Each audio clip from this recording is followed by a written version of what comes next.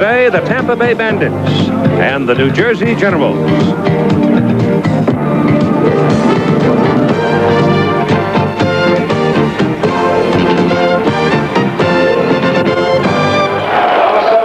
It is a cool day at the Meadowlands in New Jersey. There's some rain forecast for the afternoon, perhaps turning to snow as evening wears on. The last blush, I guess, of winter for this part of the country.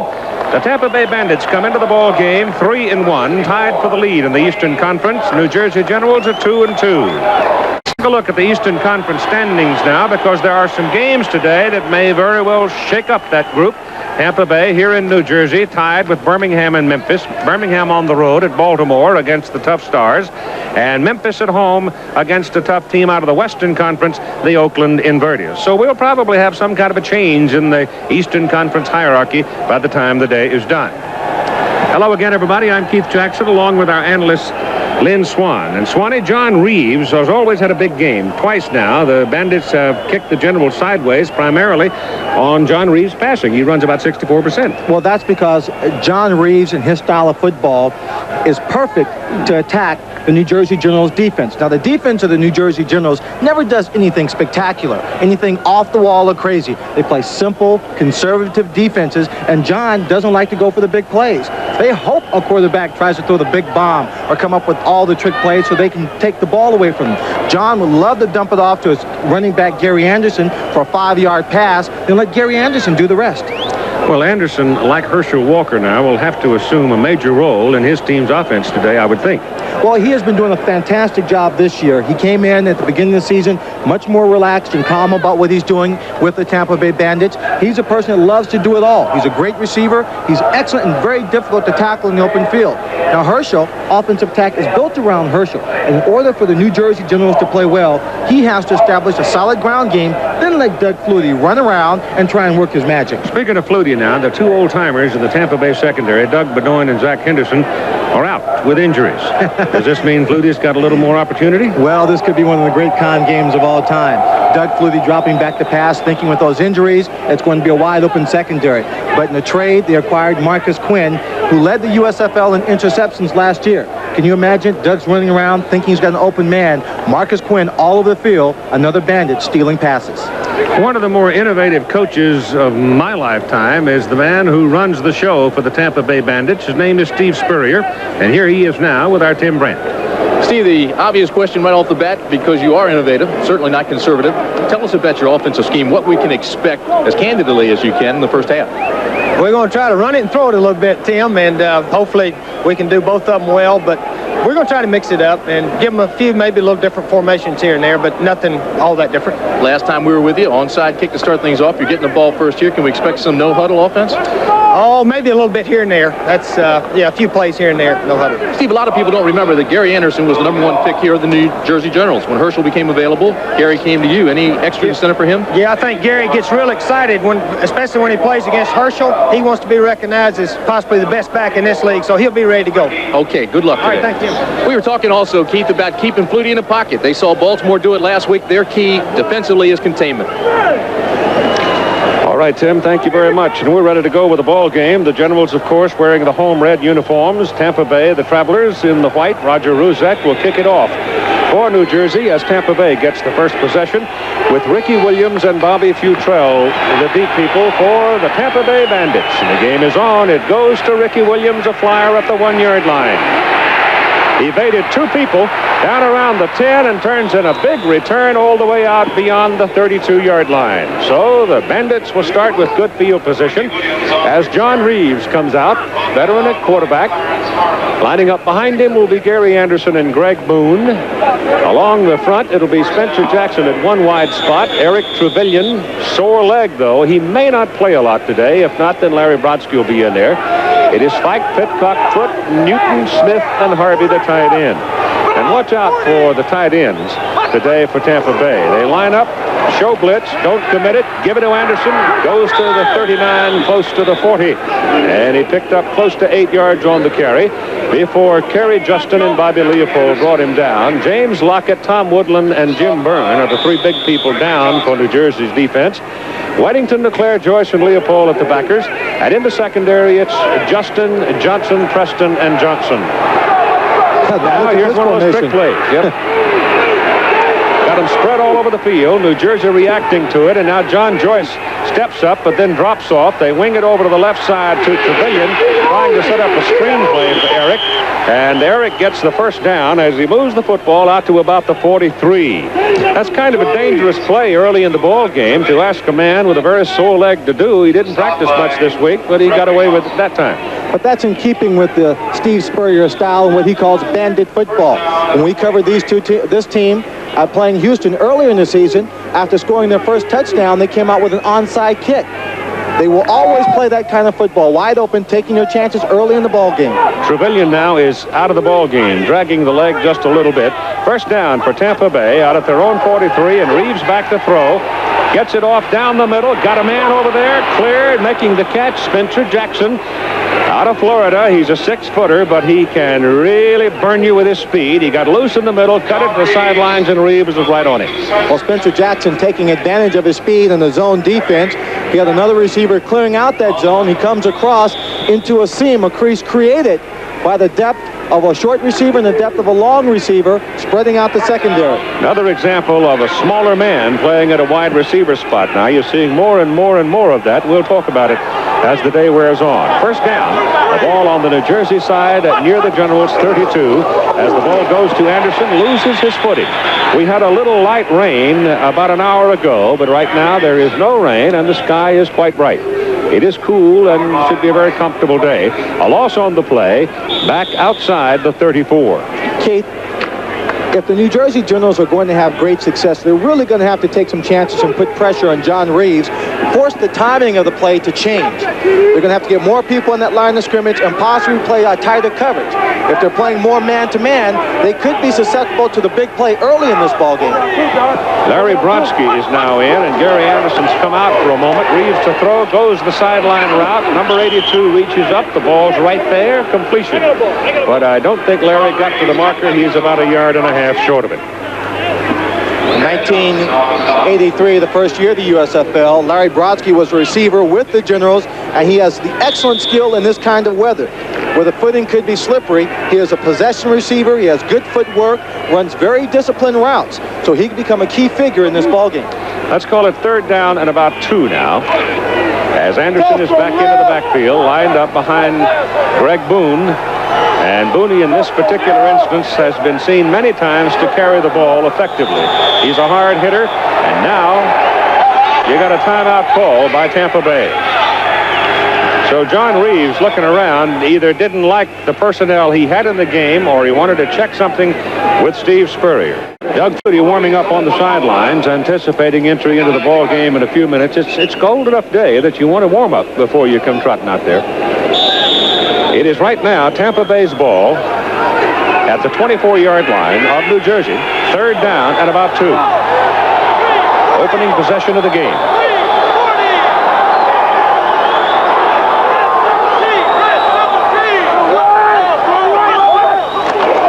He gives it to Gary Anderson, and Anderson, knifing over the left side, appears to have the first down. Didn't need a whole lot, but it was a short 2 yards, and his forward progress looked like it was sufficient to do the job. I tell you this, if they'd given that ball to Boone and come over the right side, it'd see you later. Well, they had a man going in motion, trying to get a pre-read on the defense. The defensive line looked as if it was slanting to their right, in the direction where the ball was running. It was a good defensive call by the New Jersey Generals, but it may not have been enough. It looks like they still have the first down. Half a ball. So they've got the first down at the New Jersey 22-yard line. Steve Spurrier, University of Florida's only Heisman Trophy winner. The man out there pulling the trigger for Steve's ball club is John Reeves, who was also a quarterback at the University of Florida. I think it was Reeves to Alvarez was the combination. That's right.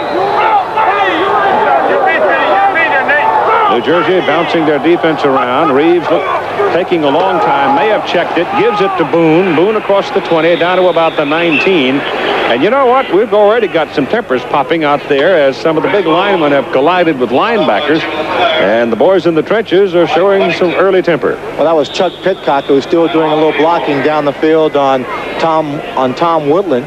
And, of course, the defensive line for the New Jersey Generals still reeling on the heels a little bit from the game they played last week with the Baltimore Stars, who really took it to them.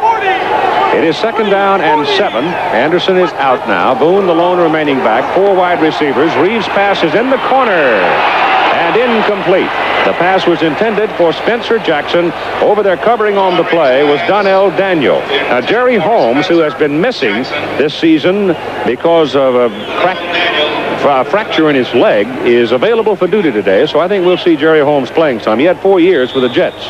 Let's see right there. Jackson tripped a little bit, trying to slow up for the ball. Thought they should have got some pass interference call, but right there is Jerry Holmes, number 37. I saw him practicing on Thursday, Keith. He looked like he could come in the ball game and play very well. It is 3rd down and 7 now as John Reeves drops to throw. Down the middle with it. Incomplete. The pass intended for his tight end, Marvin Harvey, and the pass was off the mark. Now, I don't know whether the ball was flipped at the line of scrimmage by somebody or what, but it seemed to sail behind the receiver. It sailed behind him. Number 52, Mike Weddington, had him on an underneath coverage, playing him very tightly. It looks as if the receiver, the running back was, the tight end was open, but the coverage is designed right there for the linebacker to be underneath. He's watching the receiver, was in the right position. The ball hits him in the back. Steve Spurrier just threw a towel away in disgust because they had 6 points. If he puts the ball in front of Harvey, it's 6. In for the 36-yard field goal try now is Zenon in position, who's 4 out of 4 this year. And this one hits the upright and kicks out of there, no good. He didn't get much on that one. It was a sort of a feeble effort by Zenon. And it hit about 10 feet up on the upright and kicked out of there. What is it about this stadium? How many times have we seen the uprights hit here? Quite a few times. And he was booming them through almost from midfield doing warm-up. Right here, it looks like the ball is caught up in the heavy air. Just floats very slowly, hits the uprights, and instead of Tampa Bay getting a lead, it's still 0-0. So Zenon in position misses his first field goal try of the year, and the Bandits come away empty. The New Jersey Generals now will come to their first offensive snap of the ball game with Flutie at quarterback, Walker and Carthen lined up behind him, Danny Knight and Clarence Collins, the wide people. Tied in is Sam Bowers, Mackey, Stroth, Hull, Harris, Maggs. The big people up front, and here we go. From the 20, first down. 238. Fumble. Flutie picks it up and loses about 2 yards as number 58, Alonzo Johnson, outside linebacker, jumps on him. And Flutie, over the last 2 games, has hit only 31% of his passes. So in the ball game last week, the Baltimore Stars jumped all over him and just kept him contained virtually the entire day. Ball a little bit wet after the light rain, and he just simply didn't come away with it. So it's 2nd down, 12.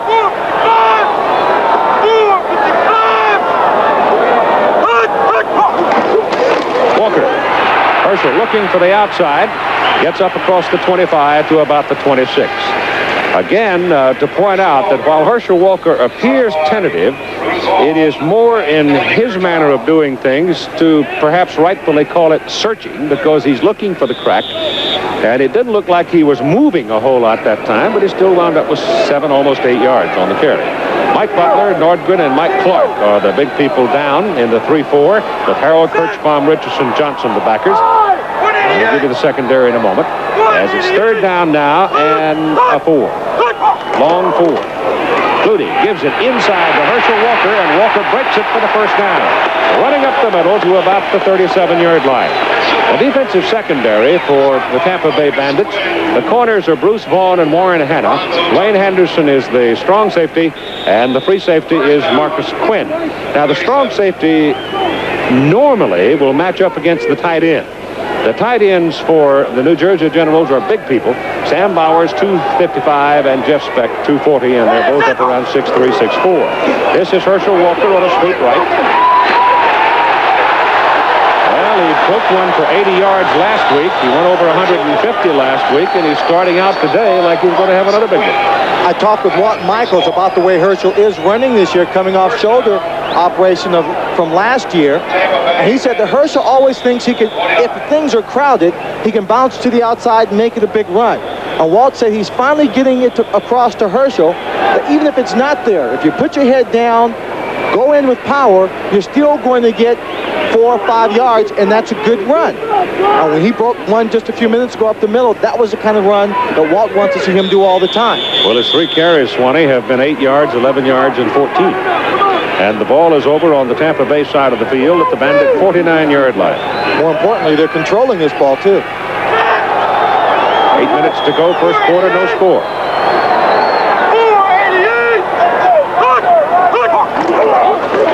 Walker again. And he gets 3 yards. Mike Butler, who came from the Green Bay Packers after 6 years with the Pack, the defensive left end brought him down. That's one of the things, one of the ingredients missing as much as anything, I think, in the birth of the new league was a pass rush. The pass rush, a dominant defensive player. A few players came in like Reggie White. Pete Kugler came in from the San Francisco 49ers to help some of the teams. Other teams are people who are just now developing and getting stronger as the season progresses. The Generals are double wide to the left now on 2nd down and 7. Well, they're working Herschel hard in the first quarter, and he's responding. This time he takes it over the right guard position, running hard in behind Harris and Maggs. Harrell and Nordgren bring him down, but it's another New Jersey first down, or very close to it. Well, they're giving him the ball a lot, and earlier this week, Herschel expressed some concern about not having had the ball given to him in ball games previously. He feels like if he runs, gets more chances to run with the ball, he'll play a better football game, get more into the ball game. They're about a foot short of the first down. So on 3rd and short, it's Carthen. And Carthen is walloped right at the line of scrimmage, but then his leg drive carries him off the stack, and he picks up the first down. That's just pure power. And that's why they have him there. Last year, over 1,000 yards. This team is going to miss him greatly. You see there's nothing at all for him to run through, so he runs over people. And he picks up a first down at the Tampa Bay 38-yard line. New Jersey's run 7 plays, all of them on the ground so far. Flutie's going to throw on first down. Wings it out to Walker. Herschel's got a first down, and he is knocked out of bounds around the 26-yard line by Dwayne Anderson. You put Walker out into a one-on-one, 5 or 6 or 8 yards beyond the line of scrimmage, and your heart stops if you're the defensive people. Well, the most important thing, obviously, is to work this first drive down, get on the scoreboard first, something the New Jersey Generals have failed to do against the Tampa Bay Bandits. The last 2 regular season meetings, they've been beaten badly by the Bandits, always having to play catch-up football. From the 26 on the first down play, Carthen, and he's down at the 25. Give him a yard on the carry.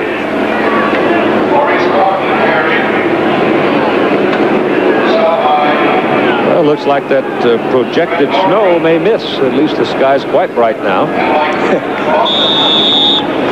Well, much more comfortable than it was last Sunday with that wind and Baltimore. I wish you hadn't said that. What's that? You might have jinxed the whole day.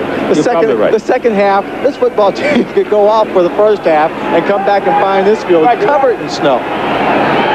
Don Maggs off the field with a leg problem. And Lapham replaces him. And it's 2nd down and 9. As Flutie gives it to Herschel Walker. Walker is hit at the 25. Surge carries him to the 24. Now they're going to be looking at 3rd down and about 8. Well, this is the first obvious passing down for the New Jersey Generals this afternoon. It'll be interesting to see just what play they call, because so far in this first drive, they've gone back to the old Walt Michaels style of offense. Very conservative, run-oriented, only throwing 1 pass. Be interesting to see if he drops straight back and throws, or if he rolls out and throws. Well, Jeff Speck has come in replacing Sam Bowers and brought the play. They go double wide to the top of the picture with Knight and Collins, and Flutie rolls it that way. Gets it off, and good to Knight. Inside the 10. Thrown out of bounds down around the 7. It'll be first and goal as Danny Knight outran Bruce Vaughan on the sideline route. Doug Flutie, we said it earlier that in this year that he throws much better rolling out. He rolls out, and it's very unusual for him to throw it to Danny Knight on the third down pass. His third down receivers tend to be Clarence Collins or his tight end Sam Bowers. Danny Knight, clearly the fastest receiver on this football team. Ball is just short of the 7. First and goal for the Generals.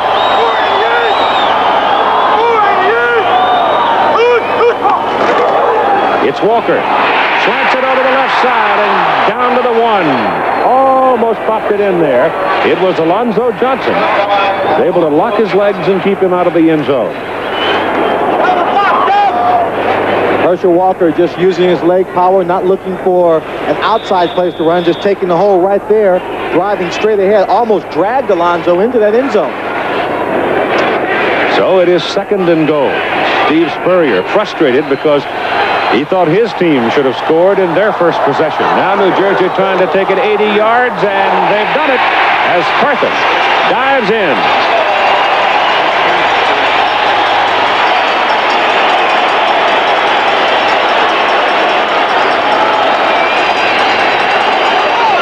So a very orderly, disciplined possession, 80 yards and a touchdown. 13 plays, and Ruzek is in for the extra point try. He'll kick it out of Partridge hole. Mitchell will snap.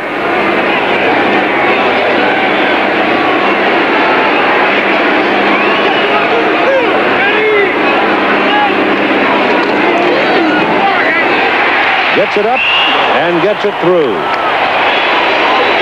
Tampa Bay ganging up and looping from the right side, trying to block it.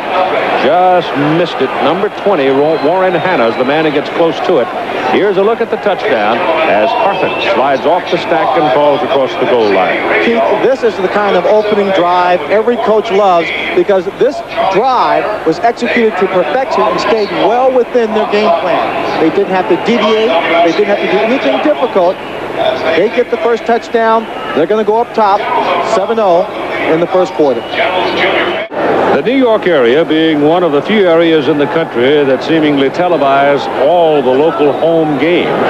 Still a fair crowd on hand with the threatening weather today here at Giant Stadium at the Meadowlands in New Jersey. And the Generals out on top by a score of 7-0 with 3:16 to play in the first quarter, and Ruzek kicks off. This is Ricky Williams. Drops it at the 1. Now he's got a problem. Down around the 12. Donnell Daniel, the hot man, coming down the field to bring him down. So Tampa Bay will start in the hole. They've gone ahead of the Memphis Showboats 7-0. Bobby Hebert and company. And Tim Mazzetti has kicked the field goal to put Portland out early over Houston 3-0. John Reeves now comes up at quarterback. He's 3 out of 5. He hit his first 3 passes and then missed the last 2. And the last miss cost him a touchdown. From the 12. Handoff is to Greg Boone, and Booney's up to about the 14. Herschel Walker now with our Tim Brent. Herschel, you seemed to get a going last week in College Park. Was the game plan to go to you more early? Well, not really. I think our game plan really is to try to move the ball. We've been having a lot of trouble early in the season moving the ball, and I think that's something we're working on now is to come out and show people, try to earn their respect. I think a lot of defense haven't been respecting us like they should. All right. Thanks, Herschel. Herschel, I don't know what in the world you got to do to get respect. I think you scare people to death myself when he's got the ball. Here's Reeves looking and finally finds his tight end, Harvey, and up to the 20-yard line with it. Leaves him 2 yards or so short of his first down. So they'll be looking now at 3rd and short. And he had all day. The quarterbacks have only been sacked this year, Tampa Bay's quarterbacks, 4 times. So the offensive line guys have been doing their job. Also, offensive line doing a good job, and also it's their philosophy of throwing the football, Keith. They'll throw the short pass very, very quickly and most of the time. Not looking, as I said earlier, for the big plays downfield. 3rd down, 2.5. He's checking off.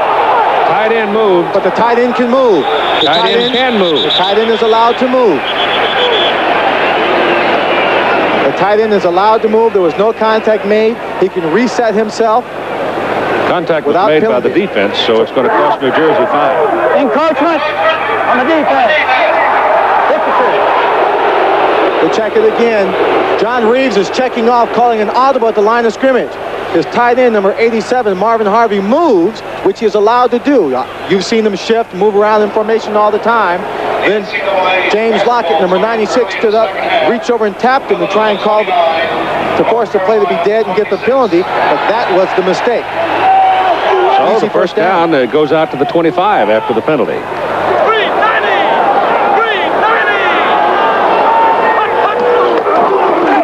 Gary Anderson bottled up after a couple of yards. A referee today is Wesley Ward. The umpires Ed Manning, head linesman Jack Pitkus, line judge Lawrence Hill, back judge Richard Eichhorst, side judge is Ted Colano, and the field judge Grover Clemmer. Well, we had a big reversal. The instant replay the other night. Well, Frank Cush challenged and won. And it turned out to be a big play last night in his win over Los Angeles. And we also have a report on Steve Young for you with some highlights at halftime.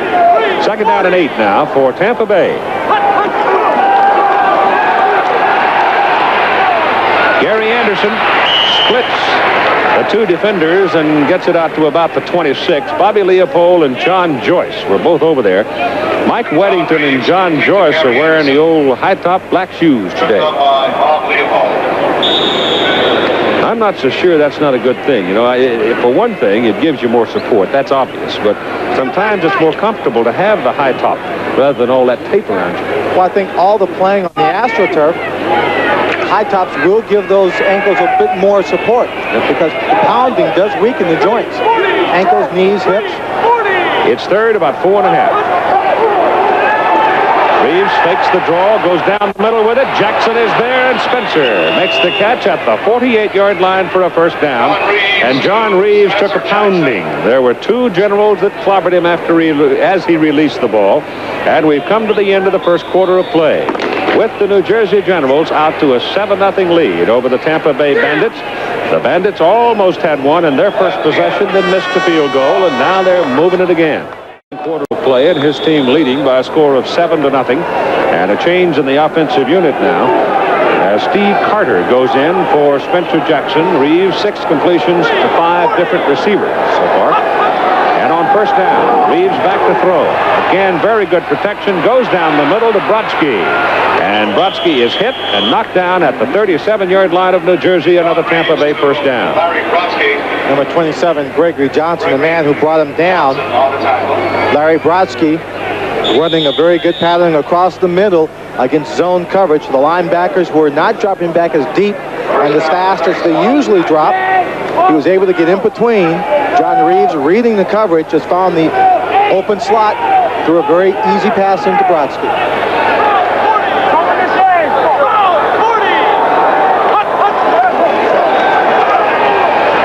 Reeves passes away down the middle to Harvey, the tight end, and Harvey is inside the 15 down to about the 12-yard line. So once again, we suggest to you that the tight end is going to be available quite a bit today for the Tampa Bay Bandits.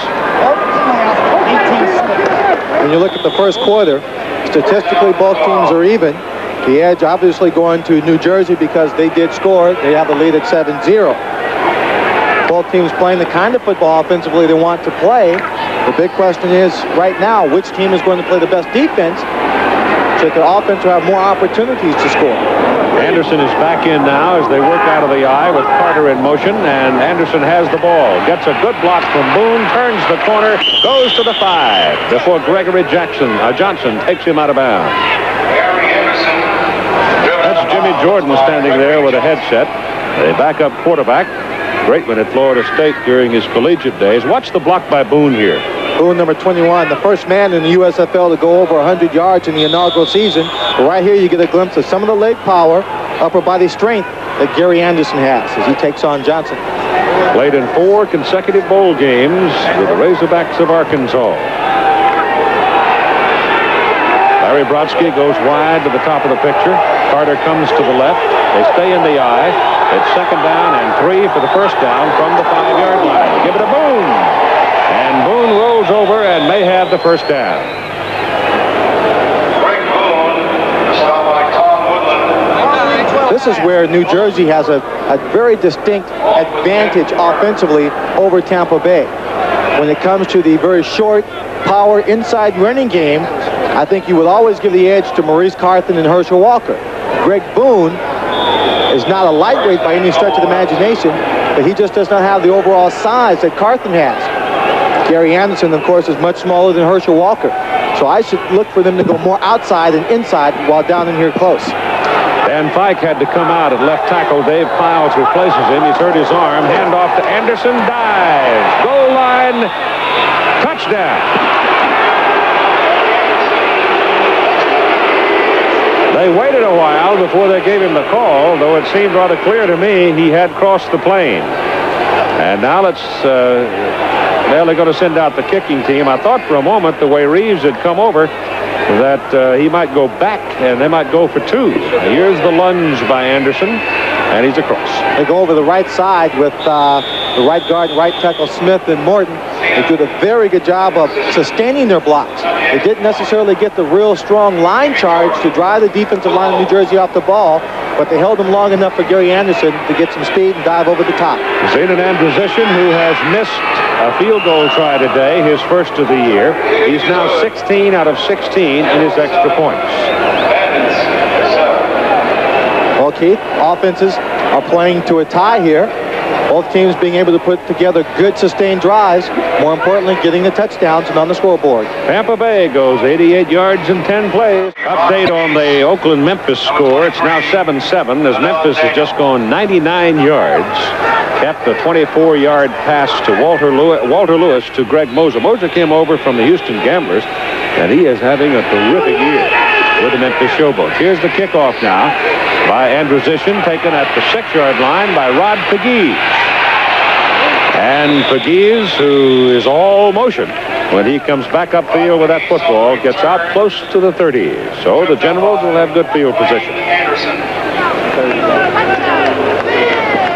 In their previous offensive possession, they took it 80 yards for the touchdown, and Herschel Walker had 51 yards on the ground and caught 2 passes for 12 in that possession. So it's first down from the 30 now. And Walker's got it again. And he's got another big gain as he pounds in there for 7, close to 8 yards. Kelly Kirchbaum finally brought him down, a 5-year man out of Kentucky. And Kelly Kirchbaum. 8 minutes remaining in the NCAA. 6'2", 240. All right, he's playing up. Tight Eagles, 0-4 stay. Ready? And he's got that little microphone in his helmet again today. Second down, call it 2. This is Carthen. Shakes one off and goes ahead and picks up the first down. Boy, he's tough. James Harrell had him the helmet on the numbers and he just shook him off. Have to wrap a couple of ropes around Maurice Carthen. Well, James cinch him tight. James is another one of those linebackers, though, that you were talking about yesterday, Swan. He's not all that big, but they sacrifice size for quickness. Well, they're sacrificing size for quickness on the outside, especially on the outside people, to be able to cover people better. This time, Carthen is gang tackled, the 220-pounder from Arkansas State. Mike Butler was the principal man, and that's a little more of an advantage for the defensive group there because Mike is 6'4", 265. He can handle that 220-pounder. Yes, he can. The ball is out at the 43, where it is second down and 9. I'll be out here.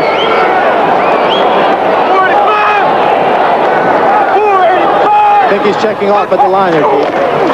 Fumble as he turned and gave the ball to Herschel Walker. Herschel never got a handle on it and got about to the line of scrimmage.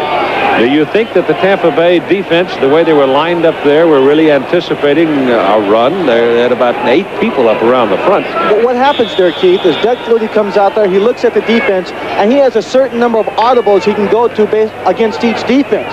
I think he was reading it, trying to decide whether that play was good against that defense, changed his mind, and called one that didn't work quite so well. Goes to the shotgun on 3rd and 8 now with Clarence Harmon in for blocking. And Harmon also a pretty good pass receiver for the short stuff. This into the short area, and Flutie goes the sidelines to Collins, and he drops the ball. Marcus Quinn was back defending, but Collins clearly had whipped him. Collins had actually beaten the corner on the play, Keith. The zone coverage, he goes by the corner. Number 40, Quinn, will come over the top, but he'll come over late. The pass was just dropped by Clarence Collins. It was low, but still one that he should have caught. So that gets Walter shaking his head and brings in the punter, Rick Partridge, averaging just over 41 yards per punt. Deep man is Bruce Vaughan for Tampa Bay. High twisting punt that is relatively short, takes a Tampa Bay bounce and goes out of bounds at the 26. So Partridge gets only 30 yards out of the punt. The big guys in the offensive side for New Jersey with the coach there. First time they had it, they were able to open enough doors for Herschel Walker to lead the charge, and Carthen capped it with a touchdown. This time, they were forced to punt. Now Tampa Bay comes to the attack. First down for the Bandits from their own 26. Reeves makes the reverse to Jackson, gets some pressure, and down he goes. It is Jim Byrne, number 74, the big guy from Wisconsin La Crosse, who just kept on pounding, and as Reeves stepped up, he stepped right into his arm. He drove the offensive left tackle, Dan Fike, straight back into John Reeves. You see him right there at in the middle of the picture. 74 is Jim Byrne. He's not going around him. He's just powering him all the way back till he backs into John. Then he just jumps on top of him. That's just pure strength. It's the 5th sack only of Tampa Bay quarterbacks this season. And the loss is back inside the 20 to the 19. Loss of 7 yards.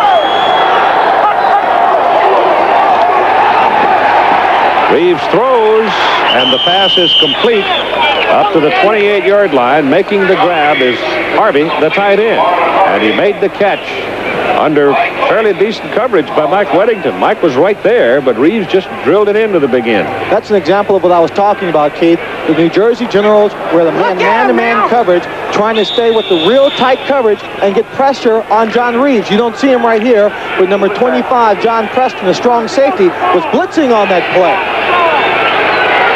It is 3rd and 8 now. Reeves has hit 6 straight. This one gets away from Spencer Jackson. He was sliding across in front of Kerry Justin, and I believe Kerry got just enough of it to deflect it away from him. Well, he really, I don't think he tipped it, Keith, but he was in a position where he just changed the angle of the throw just enough where it was not reachable for the receiver. Now Andrusician needs a big one.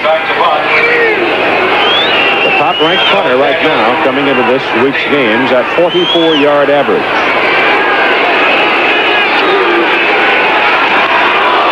Well, he won't get 44 out of that one, though he does get a bounce on it. And it's a Tampa Bay roll as he rolls inside the 30 and dead at about the 29. So it's right on his average, and we get a scuffle down on the field, and a penalty flag is thrown at 8:42 to... First down. Well, I like that in a coach. Even when you know your player's wrong, you argue for him. See if you can influence the officials a little bit. You'll watch it from end zone camera. Doug Flutie finding his receiver. You see right there, Anderson just came over his back and grabbed him with his left arm from behind. It's a good call by the official. He was standing right behind the play. He could see it all. Ball is at the 20 where it's a first down. So the Generals got a little room now. 3:15 to go in the first half, and here comes Walker. Herschel got a good block from Clarence Harmon to open the door for him, and he runs it out to about the 27, so give him 7 yards on that carry. The way Herschel Walker is running today, Keith, he'll get the handoff and you'll say, here comes Herschel. And in a matter of seconds, you'll be saying, there goes Herschel. Because once he breaks through that line, he just turns on the speed, and I don't think there are too many people who are going to catch him in that secondary. He's got 66 yards, as you see, on 13 carries.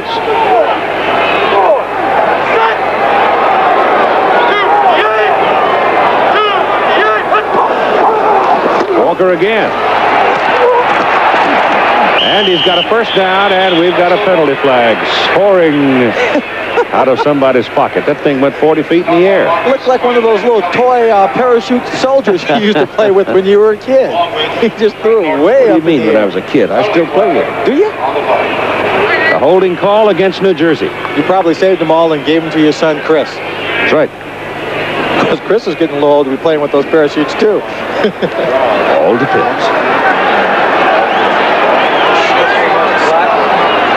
Flutie now is 4 out of 5 in the ball game, 68 yards and a touchdown. Holding. Number 89 on the offense. Second down.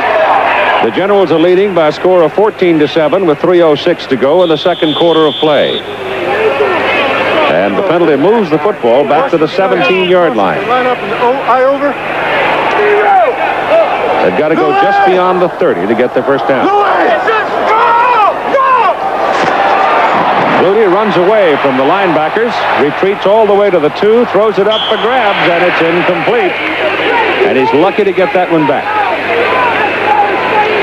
Or as my college partner Frank Broyles would say, he threw it up for scrambles. Yeah, and he'd better be careful about throwing it up like that. Yes, sir. There are a lot of people around there looking for that ball, none of them with red jerseys on. Number 56, Keith Clark, looked like he came in on a delayed blitz. You see that ball being tipped right there by Dwayne Anderson. Pass intended for Sam Bowers, but it looked like Keith Clark was just waiting to see which way Doug Flutie would go, then he'd just go with him. Designated shadow. So it's 3rd down and 14.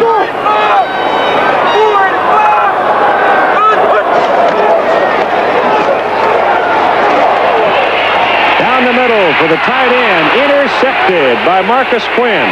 Quinn gets up and returns the ball inside the 35 and down to the 33. Marcus Quinn. We said that Doug Flutie would have to be careful. Watch out for him. Was a strong safety with the Oakland Invaders. He's playing free safety here this afternoon with the injuries to the Tampa Bay Bandit secondary. You see just back going down, the pass is lofted. It's thrown inside. Quinn just adjusts to it, makes a great diving catch.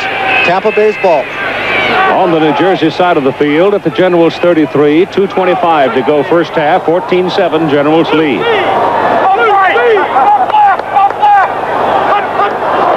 Reeves back on first down. Passes away and incomplete. You know, he almost caught that thing. Spencer Jackson, again, was shielded away from the ball by John Preston coming off ankle injury, and Spencer almost turned back in there and stole it. Well, he turned to the outside and put John Preston inside. Southeast Regional Basketball Finals, Villanova defeating North Carolina today, 56-44. Right now, Tampa Bay trying to whittle into a 14-7 New Jersey lead with 2:13 to play. It's 2nd down and 10. As Reeves sets up, same pattern, intercepted by Justin. There was double coverage on Steve Carter, and Kerry Justin, the left cornerback, stepped in front of it and came away with it. And we're 2:06 to go in the first half. Keith, we're seeing much more variety in coverage by the New Jersey secondary. They're lining up, they're showing blitz every time, forcing some audibles. He goes with the corner pattern, but he'll have a man underneath in the short zone, and Preston coming across the top. Kerry Justin times it, makes the steal. See John Reeves, his reaction. Quarterback's really got to lay that ball to the sideline, either give the receiver a chance to make that catch where he lays out for it, or the pass goes out of bounds in that situation. From the 14, Flutie gives it to Carthen. And Carthen takes a pounding at about the 17. Picked up 3. And we come to the 2-minute mark. 2 minutes to go in the first half. And with 2 to play, it is New Jersey 14, Tampa Bay 7, and it's been Tampa Bay's mistakes as much as anything. New Jersey's ball, 2nd down, a short 8. They've got 3 timeouts to work with.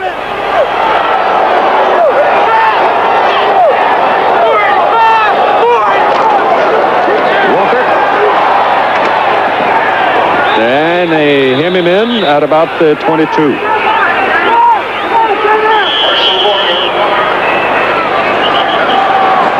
Stop by Al Richardson.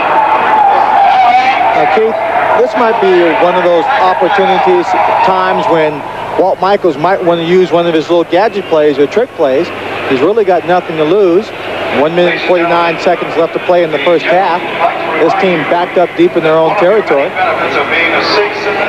Well, they've called time to talk about it as Flutie goes to the sidelines. They're playing in the rain at Baltimore, and it's 0-0 Birmingham and Baltimore late in the second quarter of play. And that field we saw last week, if it rains very much, they'll be playing in the mud very quickly. If not already.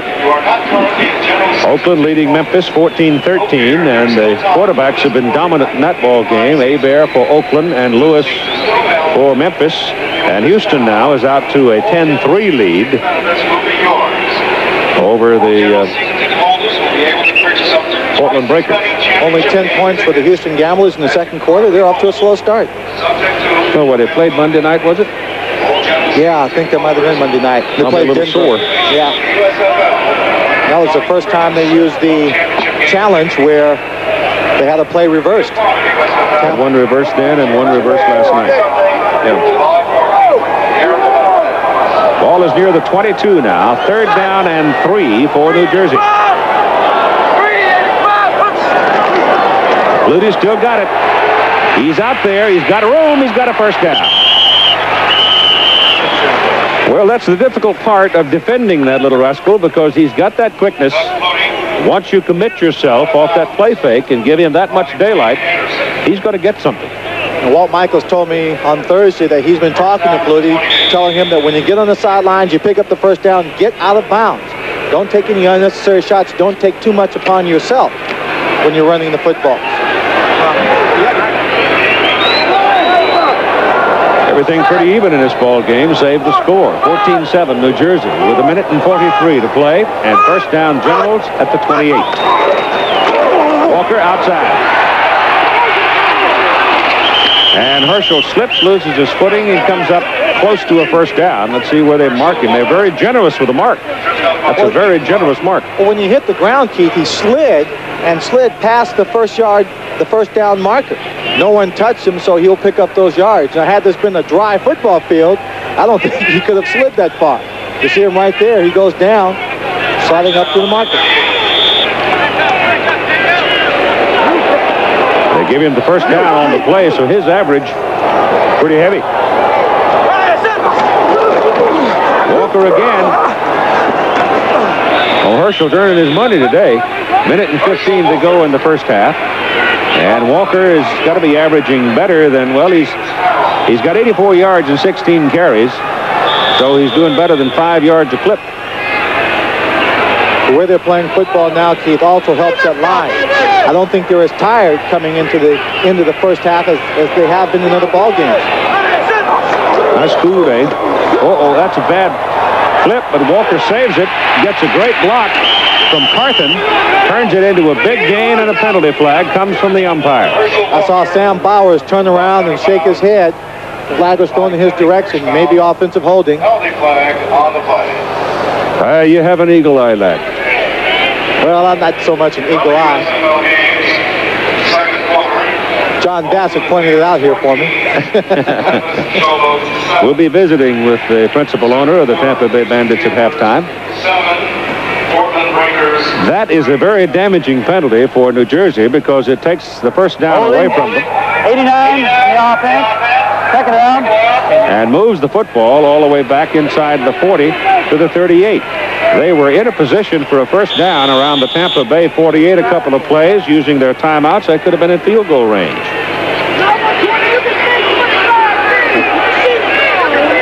Instead, it's second and a little more than 10. They run Carthen on a draw up the middle to the 41. And 40 seconds to go, and the crowd hoots a little bit on that play call. Tampa Bay quickly called a timeout, trying to conserve the clock. If they can get the ball in some kind of decent field position, we might see them try and go up top very quickly and then come away with a field goal. The Bandits have no more timeouts remaining. That's their last one.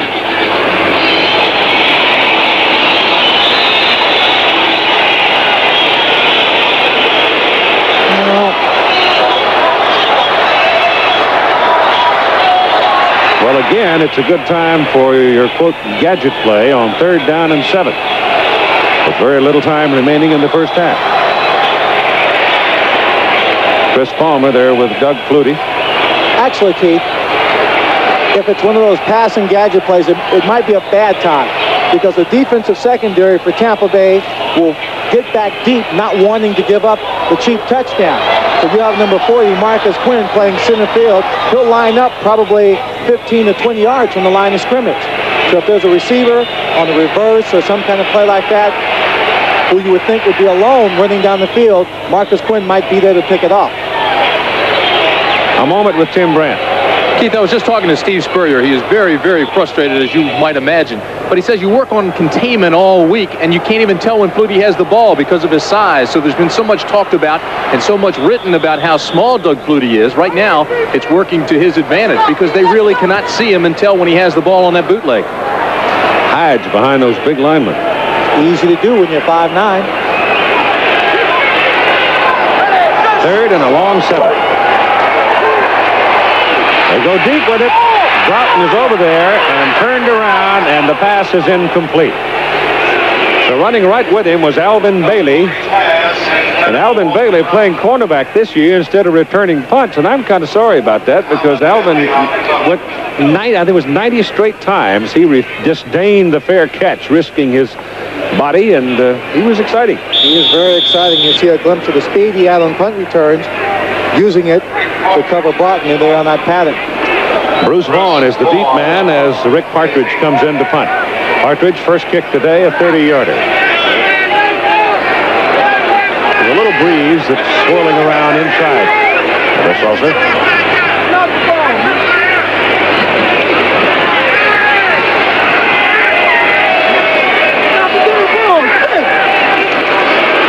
He used all of that 30-second clock, and Partridge shanked this one, but he gets a favorable bounce, and Vaughan picks it up, not wanting the ball to roll any farther downfield. Had he not fielded the ball, I think it probably would have gone well inside the 20.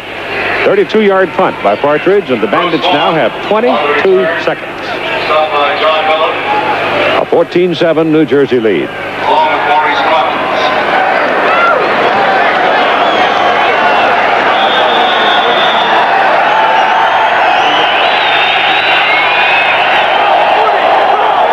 Brodsky and Jackson wide. Reeves is back, his pass to the sidelines, and Brodsky making his cut in front of Bobby Leopold, a dropping linebacker, lost his footing and fell down. Even if he had maintained his footing, Keith, I don't know if he could have gotten back in time to make that catch, because just as he made his break, the ball was bouncing behind it.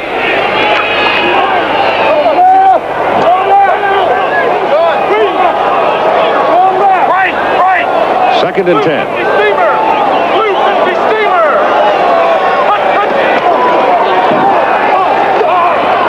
Harvey, the tight end, and he's got a first down at the New Jersey 46-yard line and 13 seconds to go. The Bandits hustle up because the clock is stopped until the chains are put in place in the final 2 minutes of each half. Harvey now with 5 catches and 87 yards in the ball game. Before today, he had caught 7 in 4 games. Reeves passes away. Harvey's out there. Harvey's dropped the ball. He was pinched between Kerry Justin and Gregory Johnson, and he couldn't hang on. Well, they got one more snap. It's a real tough call to win the same play 2 times in a row. Marvin beats him the first time around. He has a chance to make this catch. Obviously, the officials said he didn't hang on to the ball, maybe didn't have control. For a moment there, he looked like he did have possession of it, Keith. They might have called it a complete pass. If I was Steve Spurrier, I'd just, for the heck of it, issue a challenge. He won't win it. Well, you might as well take the shot. You never know. There's the red flag. Frank Kush challenged last night and won a key play in that ball game. It was very interesting, the challenge in the Houston-Denver game. We'll take another look at it here. See, he makes a catch. I think, I can't see the ball inside. It's loose now, though. It's loose now. It looks like he has possession from the backside. Won't win it. Well, in the Houston-Denver game, Miles Davis made the challenge after seeing the replay on the Astrodome replay board. And that time it was a home stadium that allowed the challenge to be issued by showing it. Wesley Ward, the referee, is now talking to the review official. I think he has possession just based on that, Keith. He had the ball in his hand. He had both feet on the ground. He was hit. The ball came loose, and then he picked it up. It's a close one. The play stands as is. Now it's got to cost Tampa Bay 5 yards. Because they don't have any timeouts remaining. Well, with 3 seconds on the clock, the ball is sitting at the 46-yard line, Keith. I think we're out of field goal range, so I don't think it makes a difference anyway. No. 5-yard penalty.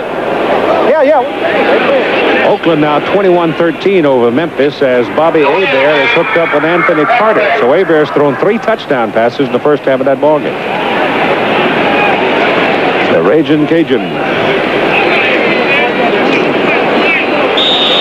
Ball comes back over to the Tampa Bay 49. Got 1 snap left, and we'll be at halftime. Well, when you look at this league, Keith, it does appear to be a young quarterback's league. And there could be a new one on his way, depending on how good negotiations go. And that, of course, is burning coats on him. Reeves has all day, throws for Spencer Jackson. Jackson makes the catch down at the 23, but time has run out in the first half of play. And at halftime, the New Jersey Generals lead the Tampa Bay Bandits by a score of 14-7. On the other side, John Reeves has had pressure because of great defensive play by the New Jersey Generals. John having put it up 23 times in the first half of play. A ball game that has had good pace in it. And Tampa Bay will be kicking off to the New Jersey Generals, and position will hit it toward Donnell Daniel and Rod Pagee. And it's Daniel. At the 3, the second half is on. 14-7 New Jersey. And Daniel wiggles out of there and gets an extra 3 yards on his second effort out to about the 23-yard line. And New Jersey's offensive alignment will start out as we saw it in the early going, and we see the halftime stats. When you look at these stats, things are relatively close. You see that, of course, New Jersey has been controlling the game on its rushing. Tampa Bay playing mostly from behind, well, always from behind in this ball game, having to put the ball in the air quite a bit. Each team with 1 turnover. From the 23, first down. Herschel Walker, big first half, and they start the second half with him. But he'll get it the most a yard on that carry. Mike Butler is there to greet him, the big guy out of Kansas. Keith, I had mentioned that the offensive line for New Jersey probably will come into the second half not being as tired in the ball games. The reason being that when a quarterback scrambles behind the line of scrimmage, all those big guys have to do a lot of running around and pick up those people blocking. Much more tired in the ball game when you play that way. Second down, still 10 from the 23. Walker again, out to the 27. Again, it's Mike Butler, who apparently has made up his mind that where Herschel goeth, so goeth me, or thee, or I, or something. Well, Mike Butler played in Green Bay for 6 years. Good defensive end. He came in this ball game hungry. He wanted to stop Herschel. Wanted to make sure the ground attack didn't get started. Unfortunately, it has. Third down and a long 6. Out of the shotgun. They got a hold of Flutie, and they're going to get him back at the 25. It was Butler and Mike Clark, the 2 defensive ends. So Mike Butler makes 3 successive defensive plays for Tampa Bay. Doug Flutie. And the Generals will have to kick it away now. And again, the wind would appear to be at the back of Rick Partridge, but this is an enclosed stadium. And when the wind is blowing straight in like that over the top, it tends to swirl around. So sometimes the punter is the victim of that swirling wind. His first 2 kicks today were 30 and 32 yards. Bruce Vaughan is the beat man for Tampa Bay.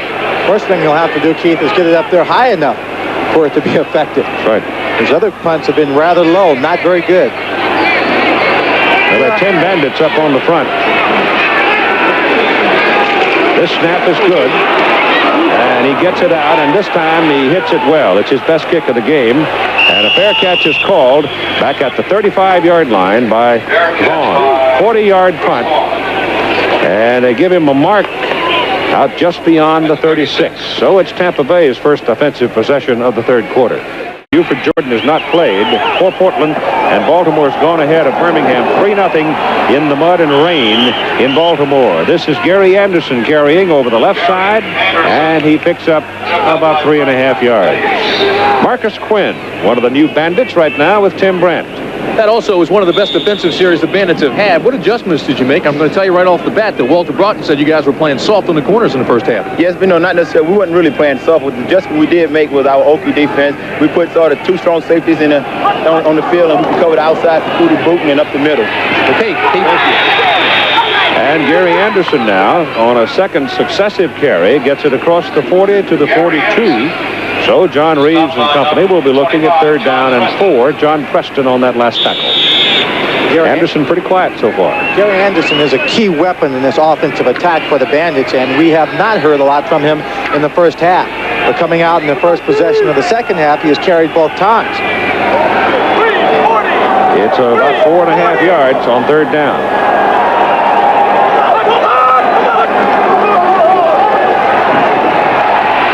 Reeves to Harvey, the tight end. He pulls it in and makes the catch just beyond the 35 of New Jersey. So he is having a big day.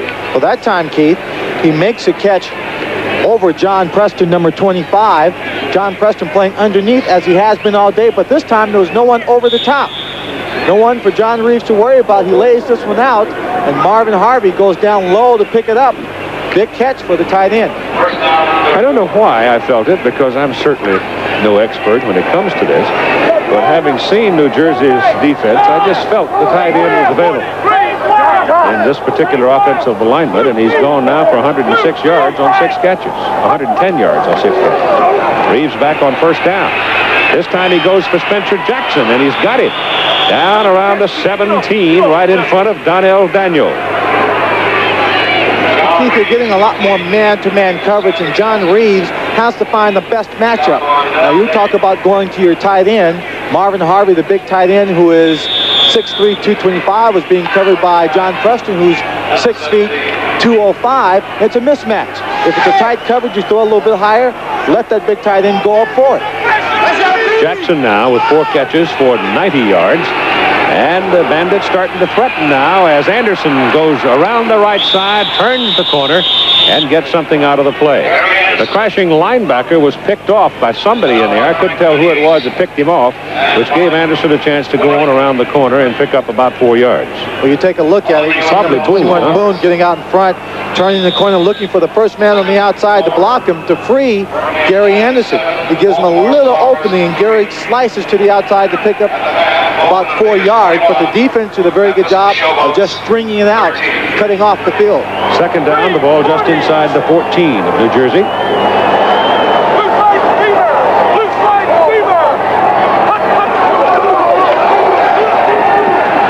Reeves to the end zone, intended for Harvey, and it's incomplete. John Preston was covering, fell down. The pass was simply too high. That was a free one if Reeves hadn't thrown the ball too high. And if he got a little bit lower, his tight end was in position to make the catch. Even with Preston staying on his feet, ball going over Preston's head, Preston would not have had a chance to make a play on the ball, would have had to try and strip the tight end. In case you're wondering about Eric Truvillion, he's played a few plays, but he has a very sore knee. They don't want him to play any more than they have to play. It's 3rd down and 6.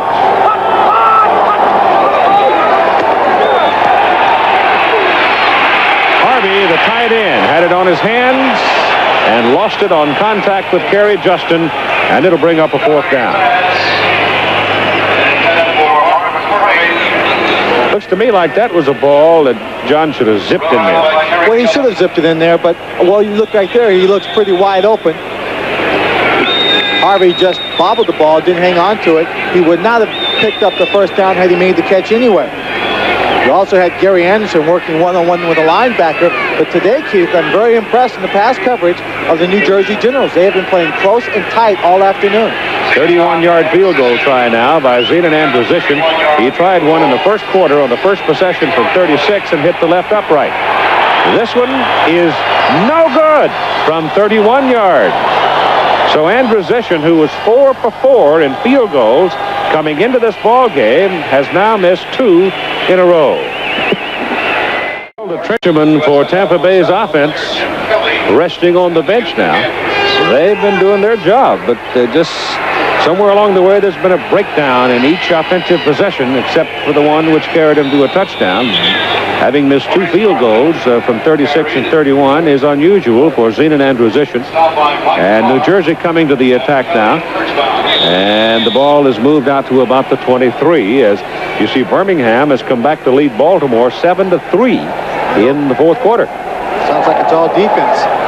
And 3 touchdown passes for Bobby Hebert. That ball game is in Memphis. Split left, trips left. Kelly relatively quiet in the first half. 2nd down, 7. Flutie rolls it out. Well, he got one very good block and was able to pick up something out of it. Number 58, Kent Hall, the center, came over and threw a solid block on number 79, Mike Clark. And Clark is having a little trouble getting himself together and getting back into a standing posture. He really took a lick, and he's shaken up on the play. Looks like it might be his left knee. One of the big dangers when you're rushing like this and you've got linemen running around trying to pick up a block, you're going to get some attacks like there. He hits him from the side. He looks like he just falls on his knee. It didn't buckle. It looks like he just fell on it if it's his knee. The way he's holding his arm, looks like it might be his shoulder, his left shoulder. Clark comes out of there, and the big old center from Mississippi State has a mark on the plus side, doesn't he? Mike Morgan goes in to replace the injured Clark, and it's 3rd down and 3 for New Jersey.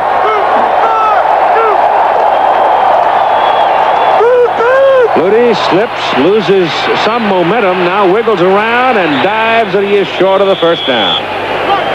Well, they pinned him in all right, but he almost wiggled loose anyhow.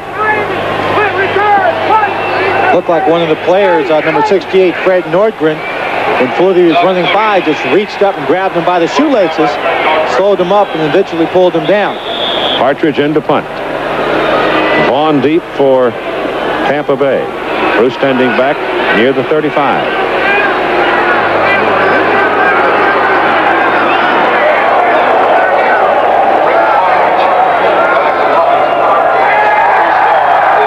Partridge's last punt was a 40-yarder. Gets this one up and forces a fair catch because of the hang time, and Vaughan fumbles the ball, but looks as if he covered it all right at the 36-yard line. So that'll go as a 36-yard punt, and no return with 7:13 to go in the 3rd quarter. No, it's not easy fielding these balls when you hear a lot of people thundering around you. But fortunately, he got a good piece of it on the first attempt at catching the punt. There's a penalty flag back around the 30-yard line, apparently an infraction on the punting team. It's been indicated against New Jersey, and they are now inquiring with the Tampa Bay people as to whether or not they want to have them re-kick. I would think so. I think they will. Actually, I said I think they will after I saw one of the guys signal, we'll take the penalty. Well, you know, you try to take advantages where you can sometimes, Keith. It's the nature of the beast.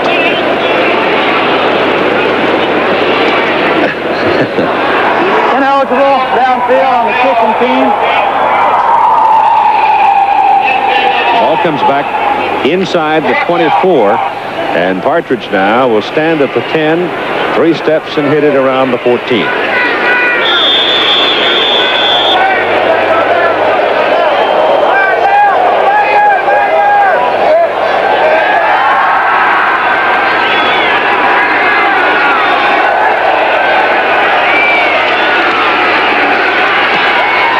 Snap is low. Again, good height on the ball. Vaughan has a little room. And Bruce Vaughan returns it back across the 40 up to about the 42. So once again, Partridge getting good height on his punt at 6:49 to play third quarter.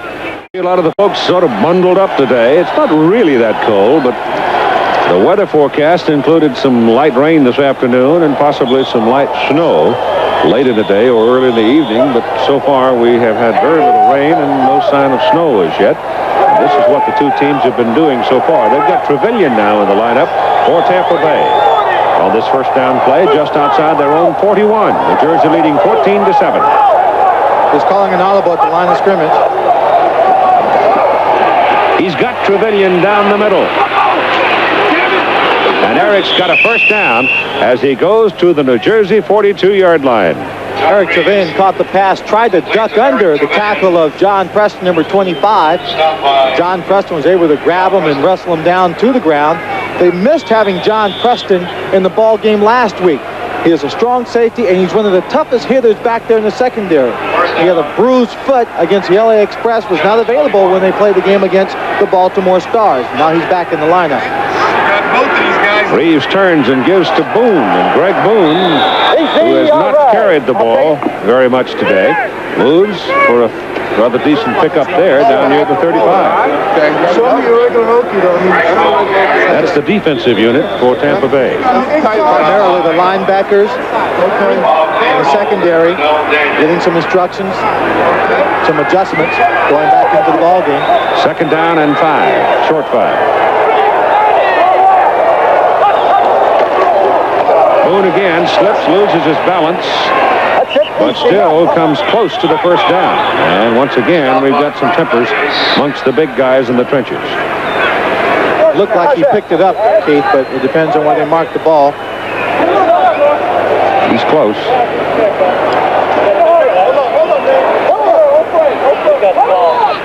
They'll have to measure it.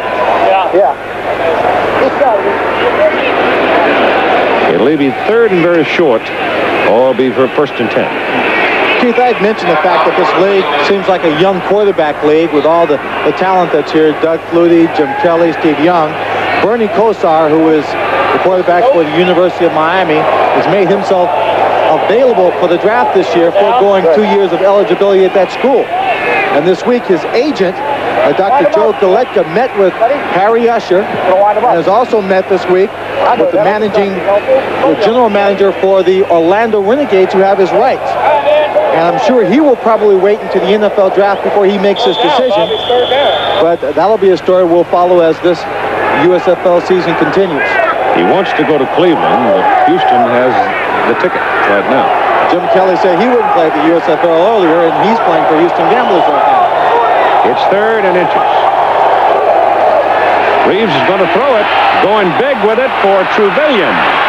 And they shut him out of there, and E.T. puts up a squawk, but no call as Gregory Johnson was the principal defender, and it'll bring up fourth down in inches, and obviously they had planned from the outset to go for it. That's excellent coverage on a team level by the secondary of the Generals. You've got the corner, number 27, Gregory Johnson at free safety, and Jerry Holmes, the cornerback. He just squeezed Trevelyan on the inside. Holmes would have picked him up if he had come more to the outside. Johnson did a great job not allowing him just to drift inside to make a catch. It's fourth and inches.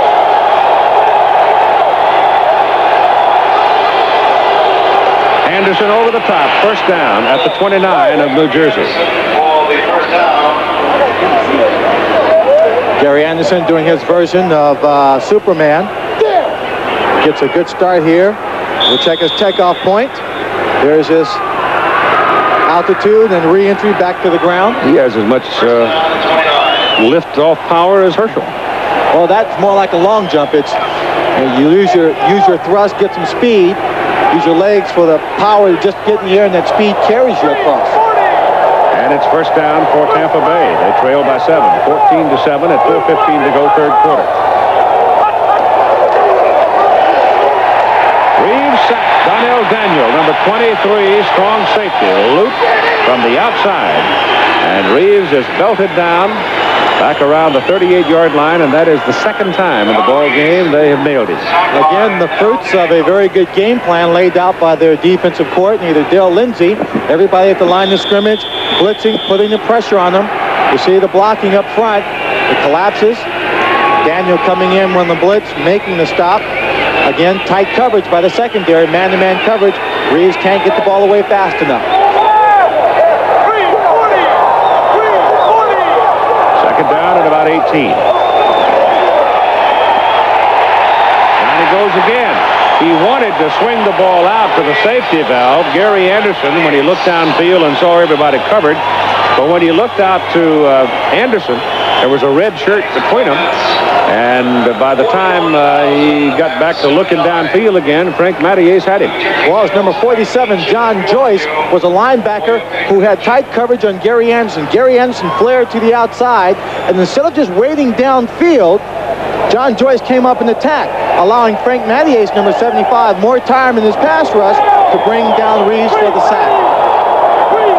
And so it's third down now. The ball is back on the 43. They've got to go to the 19. And the pass intended for Harvey is almost picked off by John Preston. Keith, this is not the same defense we saw last week. Nope, it's not. This defense is playing aggressively.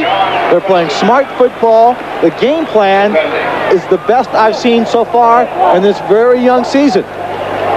Preston, coming back from his injury, has been playing tight coverage all day. The line putting pressure on Reeves. They've thrown the timing off just enough to make the big plays. Of course, Baltimore just swelled up last week and hammered at it, too. So, what a difference in the two teams. Andrusician hits it for the corner and knocks it out down around the 11 or 12. They'll mark him at the 11. So it's a good kick by Zeno at 3:12 to go, third quarter.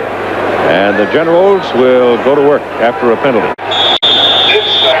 Well, they refuse the ineligible man downfield on the kick coverage, electing to take the ball at their own 11-yard line. First down. I think it was a mistake. I think they should have had him repunt the ball, but it's history now. Flutie on first down to throw it. To Walker. Warren Hanna comes across in front, the right quarterback, and almost picked it off. Keith, my opinion, that is a poorly conceived play and a bad choice, because Herschel Walker could be down there someday picking up his teeth and his brains, because look at the cornerback here driving on Herschel Walker. If he decides not to go for the ball, he takes Herschel's head off right there. Crowd of 41,079 who went on over it. That's a pretty good crowd on a kind of day with all the other attractions at hand. In fact, it's a very good crowd. On second and 10, Carthen is slowed up and then tackled by Harrell. But James Harrell needs a little help from Mike Morgan to put him down.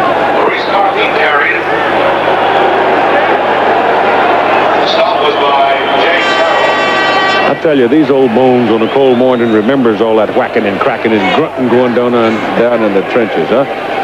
Speaking of guys that are whacking and cracking, how about John Joyce with Tim Brent? Oh, Keith, he is playing a heck of a game. It looks like you're trying to take advantage of the feet that aren't so quick anymore of Reeves. Yeah, John Reeves isn't a real mobile guy. He doesn't move around real well, so we're trying to blitz him, get some pressure on him, and they're having trouble with their protection picking us up, so we're getting after him pretty good so far. Looks like more man, too, John. A lot of man coverage with the blitzes. A lot. All right, Keith. Thank you. Spread them out now on third down and 9. Flutie. Ball is loose. Tampa Bay has it. Bruce Vaughan. Touchdown. Bruce Vaughan got it. Oh, Keith, my heart. Please be still. Fred Nordgren, number 68, came in and just had the most open shot I have ever seen on Doug Flutie. Number 77, Mike Butler, is back in the ball game, but bruised his shoulder just a little bit, had gone upfield and was engaged in the block. You see Fred Nordgren right there coming free, and he just makes a shot. Doug Flutie doesn't even see him coming. Causes the fumble. Tampa Bay touchdown. Well, the offense is having its trouble, so the defensive guys went out and scored 6 themselves. Watch this thing squirting around now. It looked like New Jersey might get it back, but now Vaughan comes into the picture and tumbles into the end zone, and Andrusician for the kick. I was sorry for screaming on the play, but the hit just shocked me so much, Keith, I couldn't help it. He really popped him. Oh, kick is good. And at 2:13 to go in the third quarter, we're all even at 14. I'll tell you one thing, Keith. If Doug Flutie were an 11 or 12-year veteran of this league or professional football, this might be a retirement shot. It was a whack. Oh. He apparently is all right, though. He got up and ran out off the field. Well, that's what people have been talking about since Doug came into the league. He took the punishment, trotted off the field, and immediately went into conference with his coaches. I can tell you right now, he's tough. I saw West Virginia beat on him last year. And he hung right in there and made a game, 21-20 ball game out of it.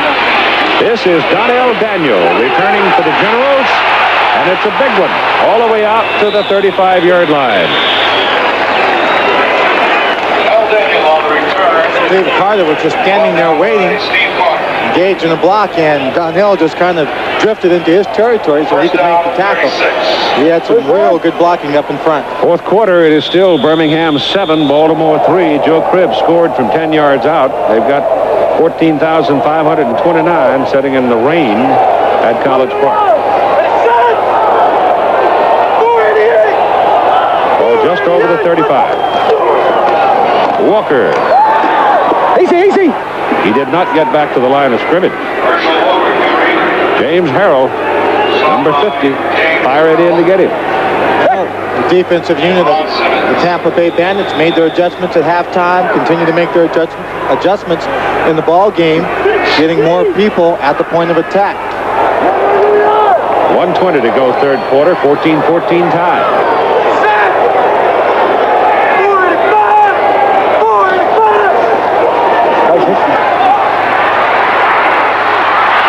They got him from behind, run down by Mike Butler. So the Tampa Bay defensive people now starting to harass him. He's having a great ball game right now. Let's go down to the sideline where Tim Brand hits Fred Nordgren. Well, I tell you, that play by Freddie was a motivator, too. Tell us about the hit on Flutie. Well, we were playing a 4 down front, and the guard kind of set back inside. Flutie rolled out the other way, and I just kind of beat him around the outside and was able to make a clean shot at him without him seeing me. All right, Fred. Keith? And they go to the shotgun now on 3rd down and 12. To Collins on the sidelines, intercepted by Vaughan. Bruce Vaughan having a big day. Returns it to the New Jersey 43-yard line with 36 seconds to go in the third quarter and a penalty flag. He got a flag thrown back around the 28-yard line. Shifting winds of a high-flying football game, Keith. Defense is flagged for a face mask. Now the question is, was it before the interception or after the interception? Wesley Ward will tell us. Well, I'm watching Marcus Quinn, number 40, walk slowly back to the center of the football field. The New Jersey offense is staying. So guess what? It was before the pickoff. Face mask, number 76 on the defense, 3rd down. So that is a big call. It wipes out a Tampa Bay interception. They had possession on the New Jersey 43. Had all kinds of momentum going for them after the defense had scored that touchdown. But now the Generals get the ball back, or at least they keep it, and it's 3rd down and 6. Some confusion out there, Keith. The defense could not get set. They were confused as to what they should line up in and how they were going to play the offense.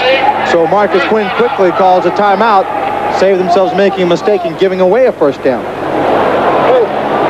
You don't like to spend them at this point, but if you're looking disaster in the eye, you better do it. That's for sure. 13-6. Houston over Portland now in the 4th quarter. So the Portland Breakers. Ladies and gentlemen. And it's my understanding that Buford Jordan has not played in that ball game. Buford Jordan is not playing. They play him with one hand without him. I'll tell you. It's like a... There's the Birmingham score we gave you a while ago. They're in the 4th quarter. And the Oakland setting on an 11-point lead over the Memphis Showboats. And there's the Houston-Portland score. Little touchdown and a 2-pointer, and Wacko. As official supplier to the league. From the 39 now, New Jersey 3rd down and a long 6.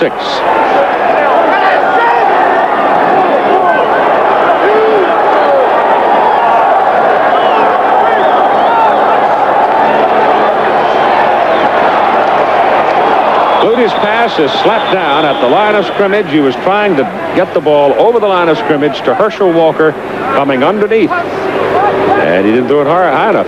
Steve Spurrier told me that their defensive line is not the tallest in the world, and that if any of his players batted down a Doug Flutie pass, he might stop the ball game and have a ball ceremony, giving that player the game ball. I'm not sure that didn't hit one of the New Jersey guys. It might have. Bruce Vaughan is the Partridge, 5th punt of the day. The last one was for 42 yards.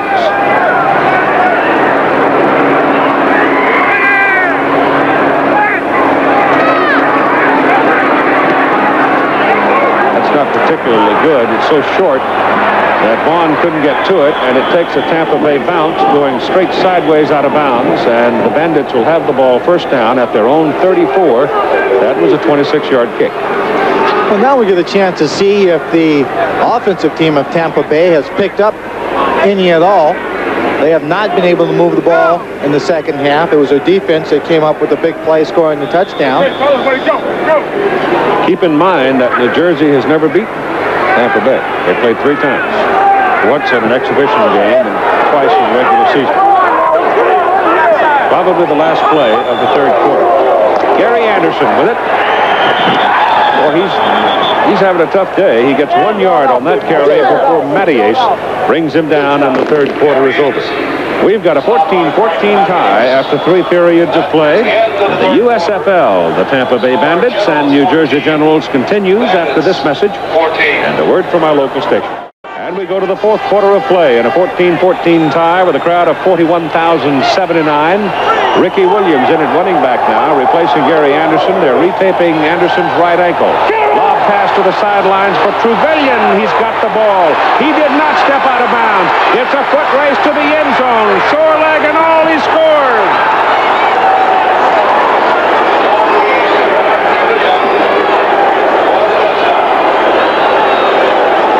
John Joyce said it when he talked to Tim Brandt earlier in the ball game. A lot more blitzing, trying to put pressure on John Reeves. We told you that was the game plan coming into this ball game. And when you play that kind of defense, it's man-to-man coverage. He beats that's Kerry Justin, straight up on the sideline. Now watch his balance, watching the sideline, clearly in bounds. And now it's a foot race, heading for the middle of the field. More room to run. Eric Trevelyan limps into the end zone for the big touchdown. 64 yards on the play, and Tampa Bay is in the lead for the first time in the game. It was one of those feet don't fail me now. I got 20 miles to go. Kick is up, and the kick is good. So it's a 21-14 lead for Tampa Bay on the first play of the 4th quarter. We'll take another look. Eric Trevelyan, top receiver for the Bandits, coming into this ball game, had 23 catches for 332 yards and 4 touchdowns. He adds his 5th touchdown on the season. When you have someone with his talent who can strike from anywhere in the football field, you need to keep him in the ball game. He has not played a lot of the ball game this afternoon. That's as close as he came to that sideline. Receivers going downfield, making tough catches near the sideline, in the end zone. Should always be aware where those boundaries are. It should be second nature to them to feel that sideline. You see John Reeves not having a bad day on the afternoon, under a lot of pressure, is elated at the success of this play. Daniel and Pegues will lead the deep people now for the New Jersey Generals as Tampa Bay kicks off. A lot of yards, 314, but catch-up football. Yep. Most of it. Yep. But I think it also points out that they do have the ability to come from behind in the passing attack and make something happen. New Jersey only had 55 yards in their passing attack after 3 quarters of play. From the 7, Pegues. And he's down at the 25. Walter Holman, the bandit that brought him down. Well, next Sunday we'll have the Houston Gamblers and the Baltimore Stars. And the Stars may be about to get beat today by a tough Birmingham crowd. from the score, it indicates that it's a very defensive-oriented football game. Vince Tobin is the defensive coordinator of the Baltimore Stars, and he'll have his hands full trying to cover the run-and-shoot offense behind the arm of Jim Kelly. I may be getting Ricky Sanders back sometime soon, too. On first down, they go to Herschel Walker. And Walker runs for 5 out to the 30. I think at this point we should take note that the game plan offensively for New Jersey has not failed them. Herschel Walker has been playing outstanding. They moved the ball down the field, and they've really only hurt themselves on a couple of times with big plays by the Tampa Bay defense. But now in the fourth quarter, they have to score much faster. Here we go.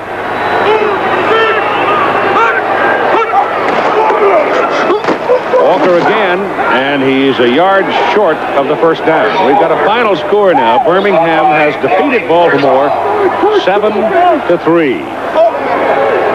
Eric Trevelyan, who has put Tampa Bay into the lead over New Jersey, 21-14 with Tim Brandt now. Keith, when you say Eric gives him a limp leg today, he means it literally. Tell me about, you could feel the sideline. They were man coverage? Yeah, he kind of forced me out on a little fade route, but I jumped in the ball to give me a little bit more sideline room, and it carried me right to the sideline, so I had to cut back across the field. You know your leg could get you in? I thought it could, but it was a little questionable there.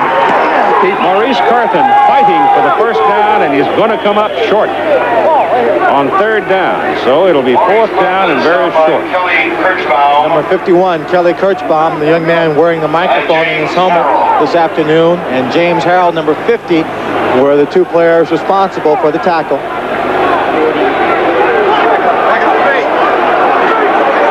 They'll punt it. The Generals will punt it. I think. At least they've got Partridge in the ball game. They're a half a yard short. So with that win, 7-3 over Baltimore, the Stars dropped to 1-3-1, while Birmingham is assured of retaining a share of first place. Their record is now 4-1. The defensive coach, I'm sure, has reminded that defensive unit of the Tampa Bay Bandits that it is a short distance for a first down. Do not even look for a punt. Expect them to come with a fake punt. And if they do, stop it at all costs. Don't get caught off guard. Well, Clarence Harmon is the man assigned as the protector for the punter. He, of course, is a running back.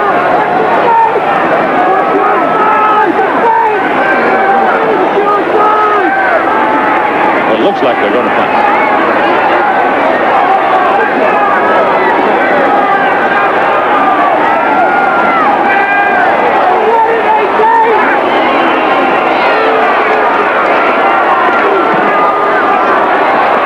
His best kick of the day. All the way back to the 15 goes Bruce Vaughan. And he's down at the 16. Good kick coverage downfield by Maurice Clemens. It was a 50-yard punt for Rick Partridge. So Tampa Bay has got the ball back. The Tampa Bay Bandits coming from 14-7 at halftime to lead 21-14.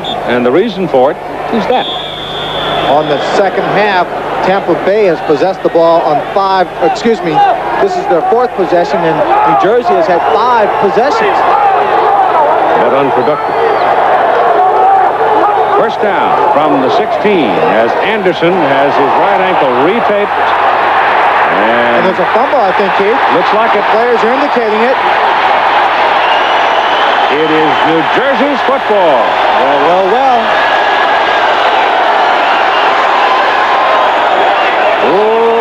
The old turnover in football is as bad as a base on ball. Yes, it is. And deep in Tampa Bay's own territory, number 37, Jerry Holmes, comes up with the Gary Anderson fumble. We'll take a look. Gary Anderson had his ankle taped. It's bothering him somewhat. The handoff was good. He comes into the line. Looks like someone just, not thus on arm. Looked like one of his own players may have just reached back and knocked it out of his hand. It is from the 18 that New Jersey goes to work. First down, Flutie throws, sideline pattern. Pass is caught by Broughton, and contact was made at about the 14. Just inside the 14. Steve Spurrier shaking his head, just can't believe what a bad break he received there. take another look. The receiver can get up, but you see there the contact being made by number 20, Warren Hanna. Gain of about 5.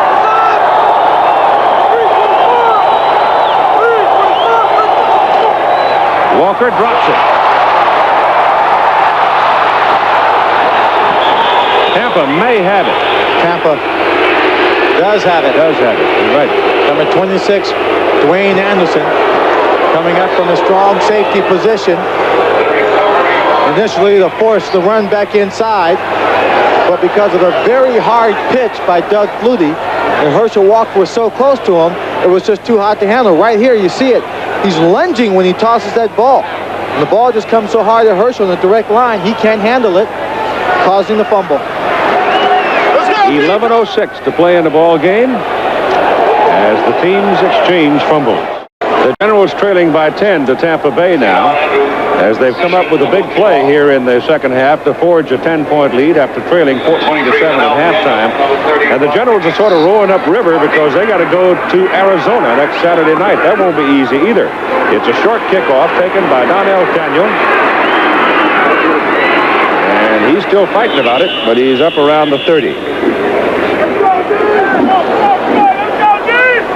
Birmingham has defeated Baltimore 7-3. So the Stallions go to 4-1. The Stars drop to 1-3-1. And Oakland is going to beat Memphis 31-19 in that fourth quarter, and they must be getting late into the fourth quarter. So Oakland now will have a 3-1-1 record, while Memphis is going to drop to 3-2. And Houston has gone out to a 20-6 lead. The Gamblers, the only undefeated team remaining. And we'll see them next week against Baltimore in Houston. From the 31, Flutie sets up the throw on first down. Goes to Walker. Herschel caught it, but got pounded for it. Hit very hard at the 32 by Dwayne Anderson. While Flutie was setting up to throw to Herschel, Dwayne was setting up to make his hit on Herschel Walker out of SMU. Read the play, saw it coming to Herschel, wanted to unload. Flutie back, zips one, it's all slapped away by number 51, Kelly Kirchbaum. Trying to throw underneath the linebackers that time and couldn't do it. The New Jersey possessions here in the second half, the last 8 possessions they've had 5 punts, 2 fumbles, and 1 interception.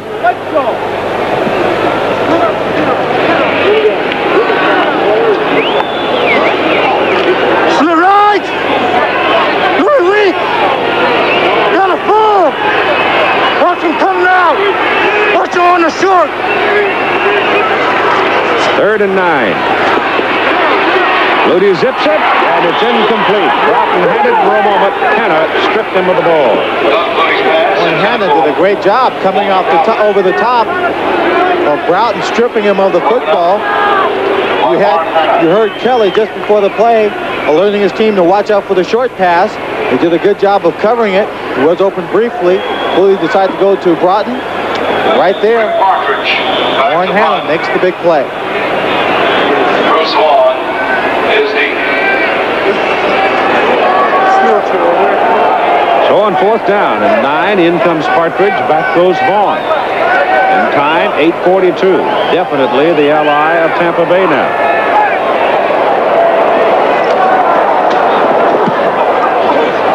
Good punt. Vaughan, a fair catch at the 25. So Tampa Bay's got the ball again, 10-point lead, 8:33 to play, 43-yard punt by Rick Partridge. All right, Tampa Bay goes to work from its 25-yard line.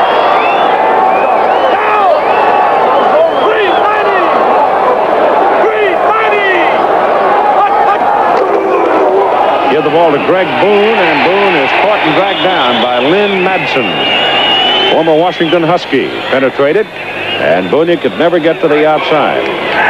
Brought down by LYNN. Give you an idea of how Reeves has spread his passing success around today.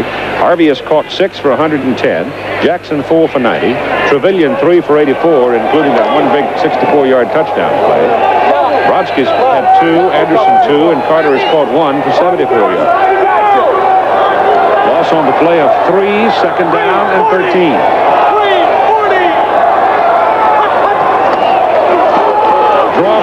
Boone. And Boone's out to the 29, where Madsen again brings him down. The game plan for the New Jersey Generals, I think, Keith, has worked well for them defensively.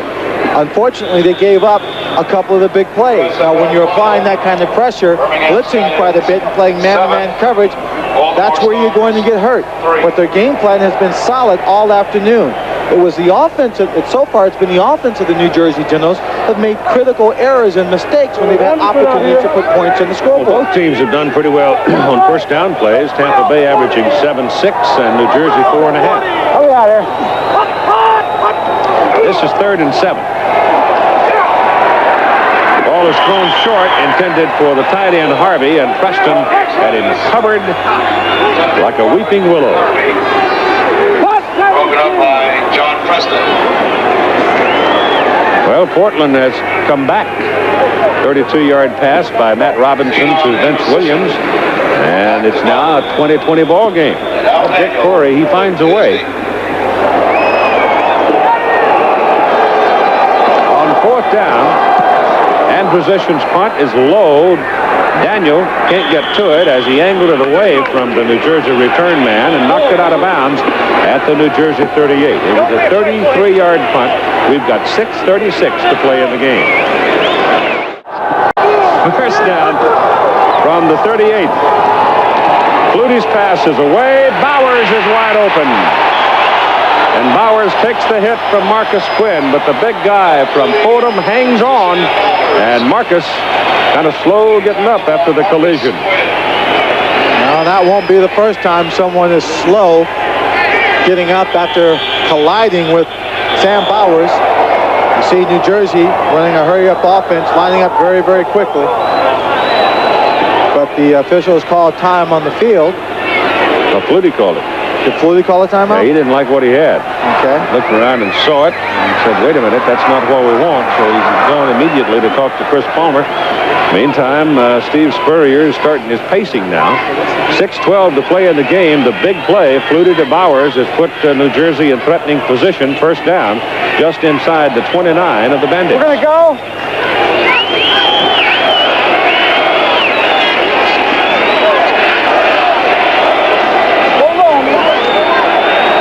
We'll see if the New Jersey Generals offense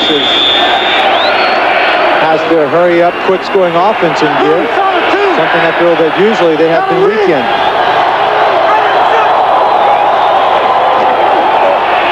Got a man open. Collins, you can't hold on.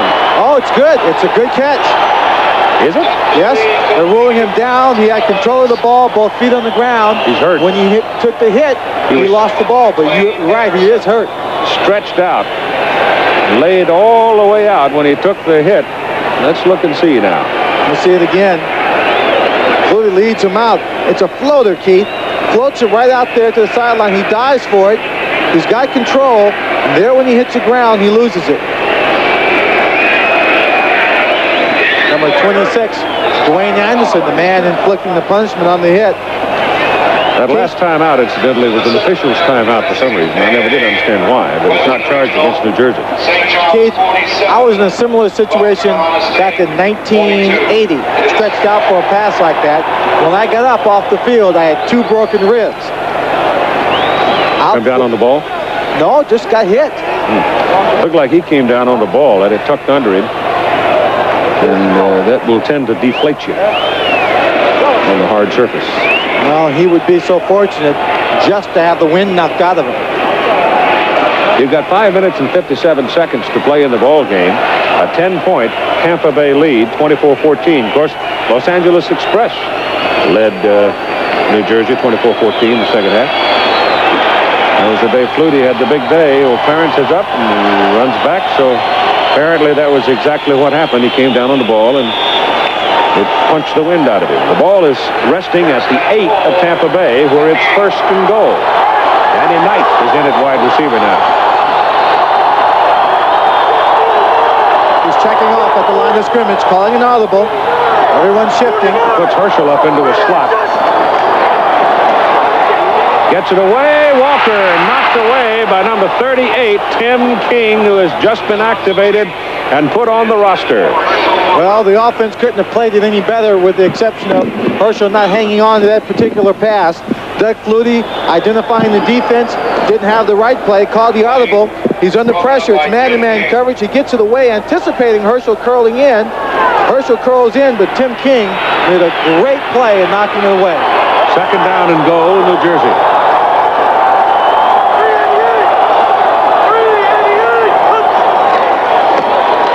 He gives it to Carthen, and not much for Maurice. He couldn't break through that first barrier, and they've get him, what, a yard? Yeah, down to the 7. That barrier was number 68, Fred Nordgren. One of the plays that does work quite well against the blitz, if you get the blocking up front, is a quick hitting play right up the middle. Earlier, he's got his favorite receiver back in there now. Collins has come back.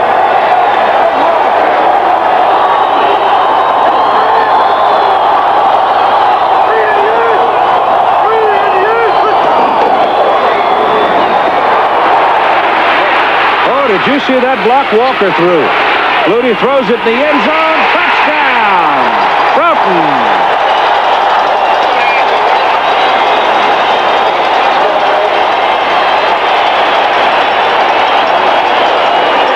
Herschel Walker bombed Dwayne Anderson with a block that bought Flutie the time to run around and finally find Broughton all by himself.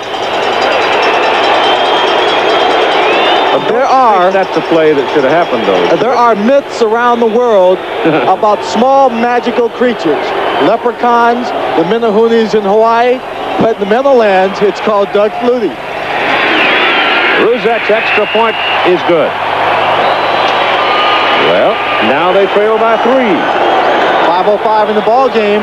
Give the offensive line a great deal of credit, Keith. This is the 5th ball game with Doug Flutie, and they have not once been called for an illegal receiver downfield. And look at the way he was scrambling all over the place. I, for one, would have thought he would have took off running, and as a lineman would have charged downfield to pick up a block. But this is what his college coach Jack Bicknell said about him. It's remarkable sometimes the sense of the game that he has. He knows where everybody is. Well, he knows where everybody is, but I don't see how he can know that there's not a single lineman downfield when he throws his ball. Oh, that's true. I mean, and Broughton is so wide open, you didn't have to do anything except kick it out there. Well, it was 34 that threw the block. Yeah, Herschel gave him the time. So it's 24-21 Tampa Bay now, and New Jersey will kick off and 5:05 to play. There's an old saying, what goes around comes around, and those guys are laying back waiting to take shots at Herschel. Herschel's just evening up the score a little bit.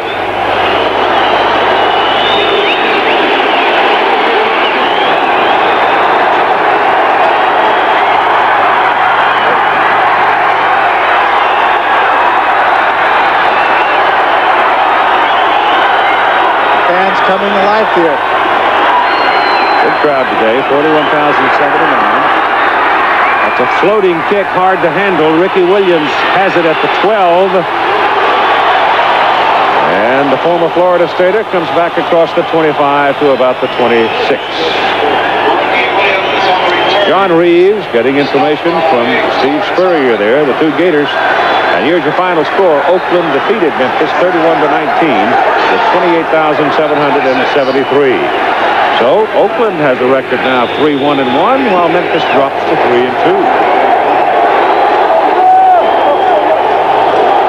8 of the 14 teams will qualify for the playoffs.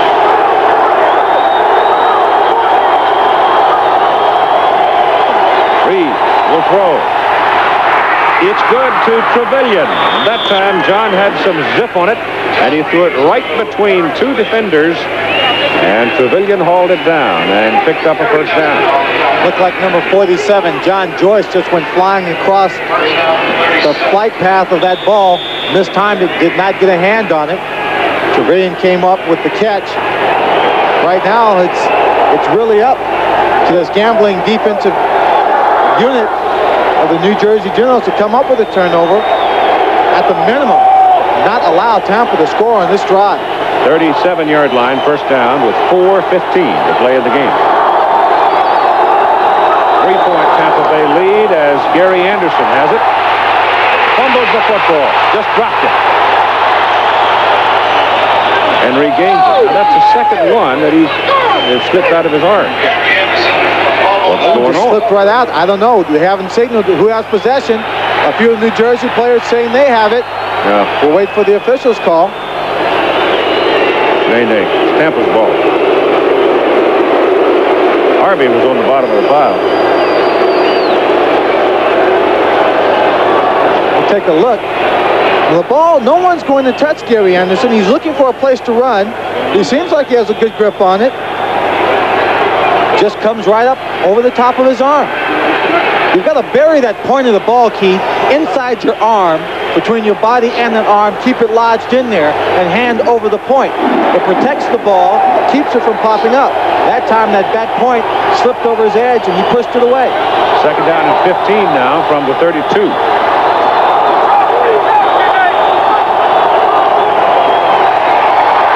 This is Ricky Williams.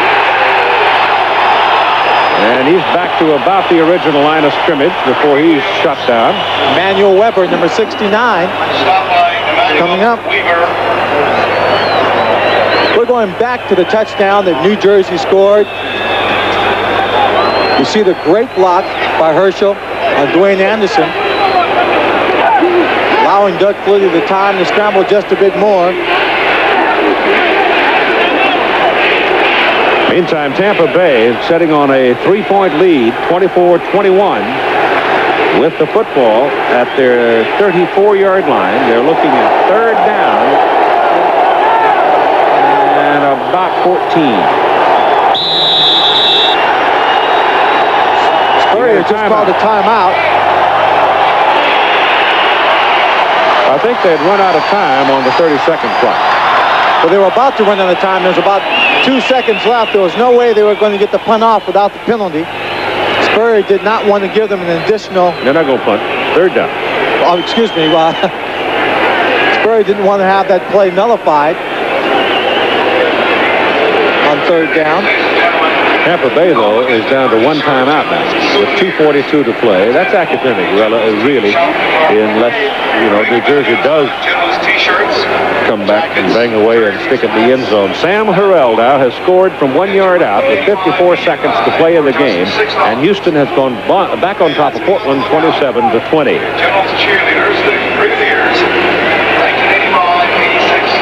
Way that Tampa Bay can come back and win this ball game is to score a touchdown. We'll take another look. Herschel gets the ball there. We see the block downfield. We see Carton. Great block on the outside, screening off the cornerback. Herschel breezes into the end zone, and the offensive line should be given the game ball this afternoon because they have done a phenomenal job all day long, giving the quarterback time, opening up the big holes. You see them blocking people out, cutting off the pursuit. Herschel Walker going into the end zone. A great effort down the line for the New Jersey Generals.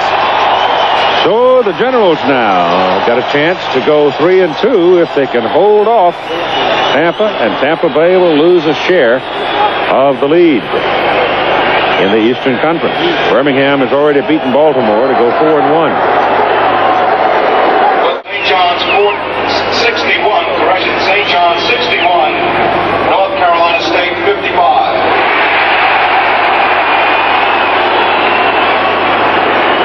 Basketball score, St. John's with a 6-point lead, a little more than a minute to play against North Carolina State. 61-55, St. John's. Ruzek will kick off now. High, long kickoff. He's all jacked up. Ricky Williams will take it in the end zone. Harvey's out there, can't hold on. Marvin Harvey, the tight end, had it at the first down marker and close to the sidelines to get out of bounds, but he couldn't hang on to the ball. And 18 seconds to play. It will take a small miracle now for the Bandits.